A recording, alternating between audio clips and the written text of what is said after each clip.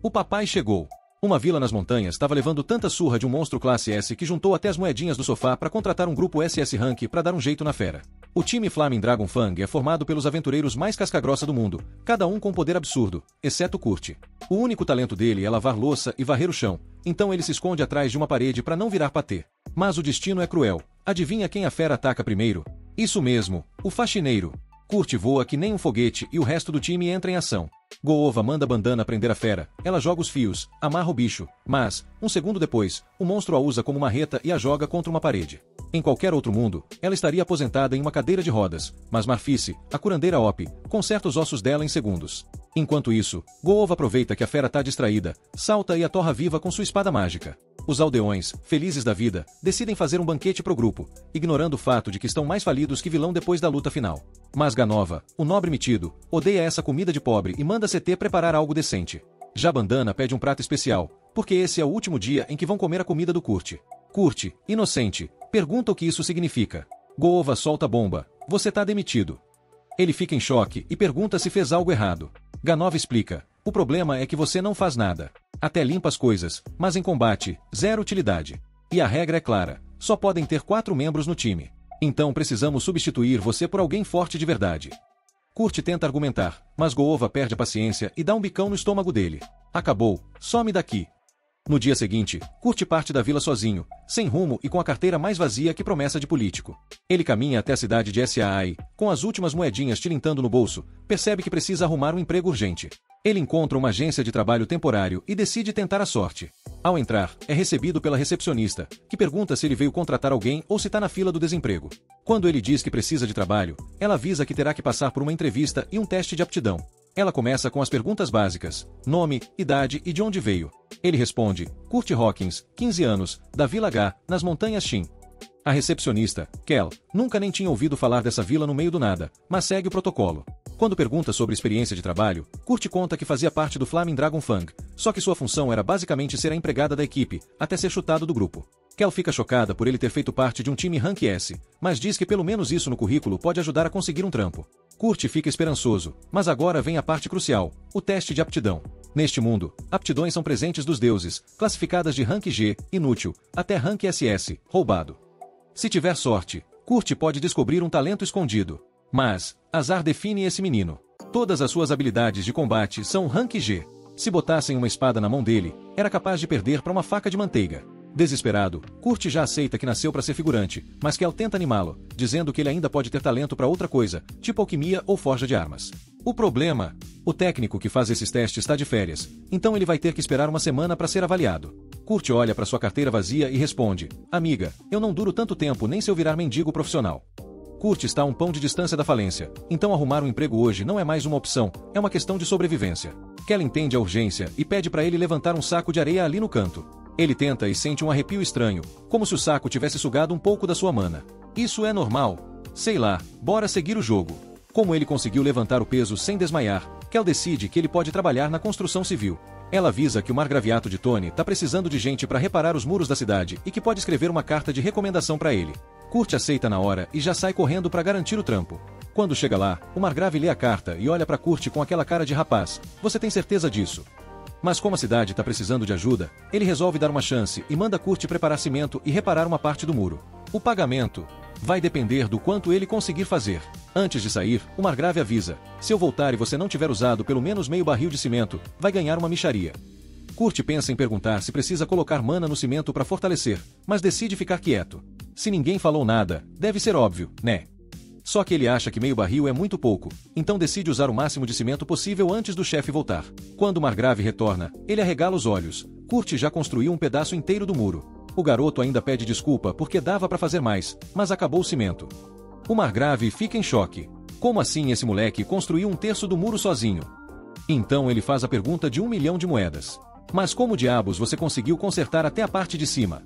Kurt explica que simplesmente jogou o cimento lá para cima e usou um graveto para alisar. O Margrave olha para ele tipo, meu filho, isso é fisicamente impossível, mas como o muro tá inteiro, ele só aceita a realidade. Ele pergunta quanto tempo Kurt pretende trabalhar ali, e o garoto responde que só precisa do trampo por uma semana. O Margrave solta um suspiro aliviado e manda ele ir para casa porque já fez trabalho demais por hoje. Só tem um problema, ele não tem dinheiro suficiente para pagar tudo que Kurt fez. Então entrega um saquinho de moedas e promete que o resto vai ser enviado pela agência. Kurt abre a bolsinha e quase desmaia. Só aquele pagamento já é maior do que tudo que ele ganhou na pare do herói. Nos dias seguintes, ele continua detonando na construção, até que, do nada, o Margrave chega e manda ele embora. Kurt fica indignado. Mas o que eu fiz? O Margrave explica que o objetivo era dar emprego para os pobres, mas Kurt trabalha tão rápido que vai acabar com o estoque de serviço. Se ele continuar ali, ninguém mais vai ter trabalho. Ele deixa claro que não está bravo, mas diz que a habilidade de Kurt é, no mínimo, Rank SS ou até SSS. Você devia estar construindo castelos na capital real, não arrumando muro de periferia. Para compensar a demissão repentina, ele dá uma bolada de dinheiro e vai embora. Mas Kurt entende tudo errado e acha que foi chutado porque é um péssimo trabalhador. Ele volta para a agência temporária e conta para Kel que foi despedido. Só que ainda faltam alguns dias para ele conseguir avaliar seus atributos comerciais. De repente, rola um fuzuê no balcão. Uma garota está tentando anunciar um trabalho, mas a recepcionista insiste que ninguém vai aceitar aquelas condições ridículas. Mesmo assim, a garota não desiste e está começando a causar tumulto. Kel vai lá ver o que está pegando e descobre que a menina quer contratar um menor de idade para escavar uma montanha inexplorada. A garota quer contratar um trabalhador para escavar uma montanha, mas tem um pequeno detalhe: só vai pagar se a escavação der certo. Kel olha para ela tipo minha filha, nem fiado na vendinha funciona assim, e tenta convencer a menina a buscar investidores. Mas a garota diz que não pode porque, se não pagar os impostos até o fim da semana, vão confiscar a mina dela. É nesse momento que Kurt aparece do nada e solta um "eu aceito esse trabalho maluco". Ele explica que já trabalhou em mineração na vila dele, então tem experiência. Kel olha para ele e pergunta: tem certeza? Esse contrato aí pode te deixar sem um tostão no final. Mas antes de Kurt responder, a garota já corta ele e solta um na real: eu queria contratar um anão fortão, não um magrelo aleatório. Só que tem um problema: qualquer anão cobraria pelo menos 10 pratas adiantadas, e ela tá mais dura que pão de ontem. Então, por falta de opção, ela acaba aceitando Kurt mesmo. Quando os dois vão embora, Kel começa a sentir um peso na consciência. Poxa, será que eu devia ter deixado ele pegar essa roubada? Mas aí, do nada, ela pensa em algo nada a ver. Na real, Kurt faria mais dinheiro trabalhando no bordel, porque eu mesma pagaria bem caro para passar a noite com ele. Enquanto ela tá nesse devaneio nada profissional, o colega de trabalho dela chama sua atenção. Chegou um depósito bancário. Era o pagamento que o Margrave prometeu ao Kurt pelo trabalho no muro. Kel pensou que seria algo tipo 50 pratas, mas quando olha o valor, 200 ouros. Ela fica tão chocada que tropeça num saco de areia e quase cai no chão. O colega chega para ajudar e avisa que aquilo não era um saco de areia qualquer. São usados para medir a quantidade de mana de uma pessoa e só ficam pesados se alguém com poder absurdo tocar neles. Mas como eles não costumam reagir com pessoas normais, Kel pega um tranquilamente e segue a vida, sem nem suspeitar de nada. Kel começa a juntar os pontos. Kurt quase quebrou a coluna tentando levantar aquele saco de areia mágico. Será que ele é mesmo só um garoto comum? Cara pensativa. Enquanto isso, Kurt e Ulissia caminham pela floresta até o acampamento dela. Quando chegam lá, Kurt já fica com o pé atrás. Só tem uma barraca. Ulissia, tranquilona, manda um relaxa, dá pra nós dois dormirmos juntos. Kurt, em pânico: como assim? Eu nunca vou conseguir dormir do lado de uma garota fofa como você. Cara de envergonhado. Ela fica brava, achando que ele tá só jogando charme barato.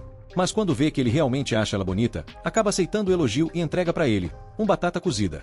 Sim, o jantar romântico deles é um tubérculo sem tempero. Só que Kurt fica emocionado. Fazia tempo que alguém cozinhava algo pra ele.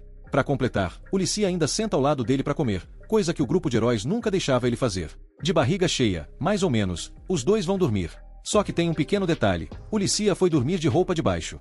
Kurt, que já estava nervoso, entra em modo de emergência. Socorro, assim não dá, vou virar estátua humana. Para evitar qualquer tragédia anatômica, ele foge da barraca e vai dormir do lado de fora. Mas assim que ele sai, Ulissia abre os olhos. Ela fez isso de propósito para testar se ele era um tarado. Como Kurt fugiu, ela conclui que ele é um cara decente. Ou pelo menos um covarde muito educado. No dia seguinte, Ulissia sai da barraca e vê Kurt dormindo encostado numa árvore. Ela até sente um pouco de culpa por ter feito ele dormir no relento, mas então percebe que seu casaco rasgado foi costurado. Kurt acorda, e ela pergunta se foi ele quem fez aquilo. Ele confirma, e Ulissia fica impressionada. Afinal, o cara manda bem na costura. Mas será que manda bem na mineração? Cara pensativa. Bom, tarde demais para desistir agora. Então, eles finalmente vão começar a escavação. Kurt pergunta se ela já escolheu um lugar para minerar. Ulissia, com zero planejamento: ah, eu ia cavar em qualquer lugar e rezar para encontrar algo. Kurt, com um suspiro profundo: isso aí não vai funcionar nunca. Mas relaxa, eu sei um jeito bem mais eficiente. Então ele leva Ulissia para um lugar específico da montanha, pronto para mostrar como um ex-minerador de vila faz o serviço de verdade. Kurt dá uma olhada ao redor e... bum! Em minutos, ele acha uma pedra cheia de gemas preciosas. Ulissia fica chocada. Como assim ele encontrou isso tão fácil? E antes que ela pudesse piscar, Kurt já mapeou todas as gemas da montanha. O Licia mal consegue acreditar. Se vender tudo isso, pode finalmente pagar suas dívidas. Só que Kurt corta o barato. Você não pode vender essas gemas. O Licia pensa, é claro, ele que encontrou, então o dinheiro é dele. Mas não, o motivo é outro. Elas vão valer muito mais se eu transformar em cristais mágicos primeiro. O Licia faz cara de dúvida. Afinal, só existem uns 10 magos no reino inteiro que sabem transformar pedras em cristais mágicos. Enquanto ela fala isso, Kurt já terminou de criar um cristal mágico. Instantaneamente, o Licia fica em choque, porque até os magos mais experientes demoram 1 hora para fazer isso. E o Kurt fez em segundos e nem suou. Depois de transformar todas as gemas, ele deixa o Licia vendê-las. Ela corre para a cidade enquanto Kurt fica na montanha resolvendo uns trabalhos pendentes. O Licia chega no posto alfandegário e pede autorização para vender os cristais na capital real. Só que tem um problema. Os cristais mágicos são tão valiosos que o atendente pergunta de onde ela tirou isso. Se ela disser que foi um garoto aleatório, o cara nunca vai acreditar. Então, ela apela e mostra o emblema da família real. Detalhe, ela nem trabalha mais para a realeza, mas esqueceram de confiscar o emblema. O golpe tá aí. O atendente nem pisca e deixa ela passar. Assim, o Licia usa o círculo de teletransporte e chega na capital. Lá, ela corre para a loja de uma velha amiga, Mimiko. Ela mostra os cristais para venda. Mimiko dá uma olhada e, à primeira vista, eles parecem normais. Mas quando ela olha direito, Mimiko analisa os cristais e descobre que eles têm 10 vezes mais mana do que o normal. Ou seja, cada cristal vale 10 ouros. O Licia fica sem palavras, porque Kurt deu 50 desses cristais para ela. Mimiko, super de boa, lhe entrega uma bolsa com 500 moedas de ouro. Mas antes de o Licia sair, Mimiko tem 2 condições. Primeiro, só venda esses cristais aqui na loja, senão vira um caos. Imagina esses cristais circulando por aí. O Licia concorda com a primeira, mas a segunda. Ah, essa complica. Me diga o nome de quem fez esses cristais. O Licia, tentando fugir dessa, responde, não posso, preciso perguntar pro cara primeiro. Mimiko tenta usar a velha tática de autoridade de ser maga da corte real e manda o Licia revelar o nome de Kurt. Mas a nossa Licia não tem mais essa obrigação de seguir ordens da realeza, então só faz cara de não vou falar. Mimiko percebe que não vai conseguir arrancar essa informação tão fácil, então ao menos pede para não deixar Kurt fugir para outra nação. E também pede para o Licia contar para Kurt que, se ele topar trabalhar para a família real, ele ganha o título de conde e acesso total ao laboratório real de pesquisa. O Licia, já querendo ir embora, deixa o pedido de Mimiko no vácuo e parte para a montanha. Quando chega, dá de cara com uma casa. Kurt construiu uma casa inteira enquanto ela estava fora.